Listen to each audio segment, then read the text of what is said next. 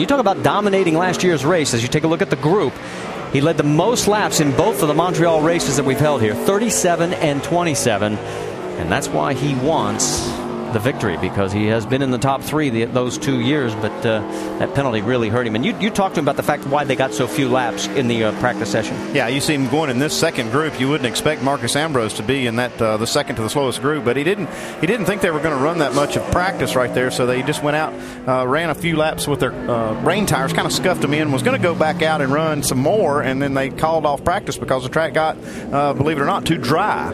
So they didn't get back out there, and this is the time they basically had to go by for the qualifying draw. But you're going to see something right here. I mean, this is one of the best road racers in the field, not the best, one of the best road racers in North America. He's making a flying lap. He's on a flying lap right now. He's on the clock. Boy, that turn 10, that is so treacherous down there.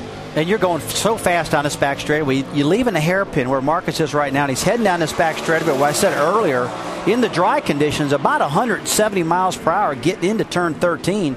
Right now, he's got to drive it down in this corner as deep as he possibly can. See, it's almost 160 miles an hour, even in the wet conditions. And that's awful fast in wet conditions. I mean, like I said, about 170 in dry. So, I mean, he is really on it right now. Well, he's 3 seconds quicker, as you can see, by the clock, just to the right of the speed as he comes down to take his first official lap. You said that you hoped the weather got a little bit worse, as qualifying went on. How much of an advantage was it for you to go out earlier? Yeah, better for us, worse for everybody else.